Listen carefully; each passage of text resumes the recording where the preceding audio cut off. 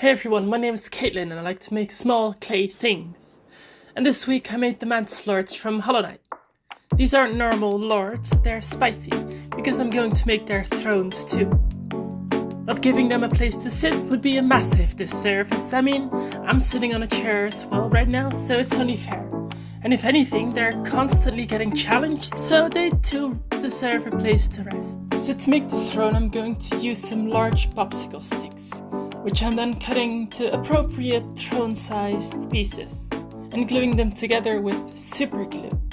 Now I gotta be honest, I love this stuff, but it also really needs to stop sticking to my fingers. Anyway, so these throne pieces need to be made quite a number of times, and with the help of editing it's no big deal at all.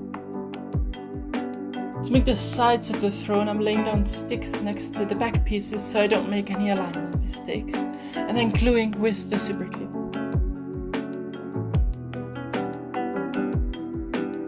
Then onto the buttress. I made this way more difficult than it needed to be.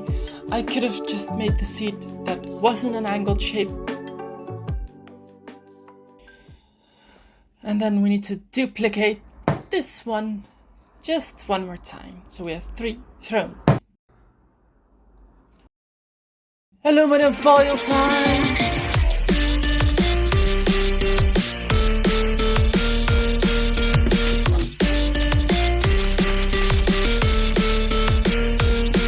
To cover the aluminum, we're gonna need to mix some clay together on this pasta roller. Look at how smooth the clay comes out. Oh my god. No, where are you taking it? And I missed the pasta roller. Where is it? Please come back. Now back to the task. Making indents in the abdomen to get the shape and texture right, and then just duplicating those using some magic. Then on to making the bodies in a very similar way, and using a camera that's way too zoomed in to see anything. We can just toss these up and they should multiply. Steel wire! We need this for the sisters' limbs.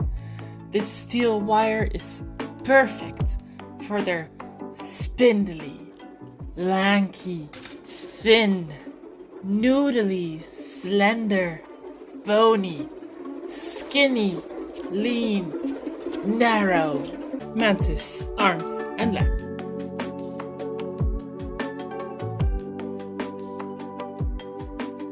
Using a little drill with the perfect sized drill bit makes everything easy to glue and fit the arms into place. It's crazy how similar their diameters are.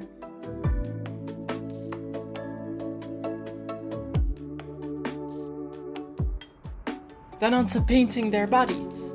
Now I did use a blue colored clay to make them, but I'm using that as a base for these different color blues, such as a lighter color for the abdomen and an even lighter color for the torso and arms.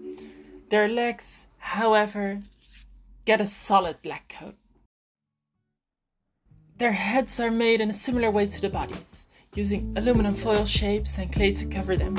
My number one tool is my fingers, and use other tools only when absolutely necessary.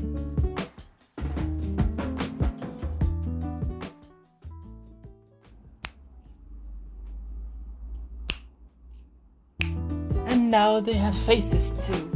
This build is going very fast. Let's see.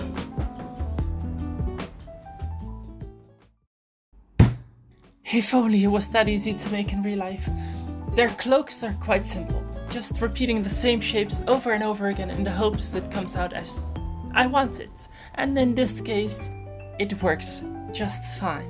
These cloaks and hats also still need some paint, as they're not the right shade of blue. The cloaks are very dark turquoise color and their heads are a navy blue. Different clay for filling up the imperfections in the thrones. Finally they'll stop looking like I made them with popsicle sticks. They do need a good layer of paint though. I'm painting these thrones a bronze color to mimic how they look in God Home. Feels appropriate for these sisters, I think. Seeing as nobody wants to have these sisters fall off their thrones, I'm using super glue to attach them permanently to their seats. No escape in my hobby zone. There's only a few steps remaining. One, giving them their pre-baked weapons. This one as well. The other one doesn't get a weapon. She doesn't need it. She's just sitting. And lastly, securing the thrones to the base. These perfect indents are very satisfying to put the thrones onto.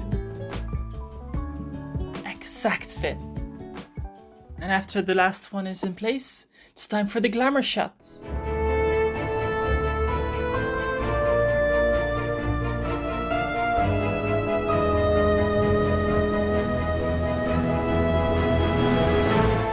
This project took a long time to make, and trying this new editing style is a first for me too.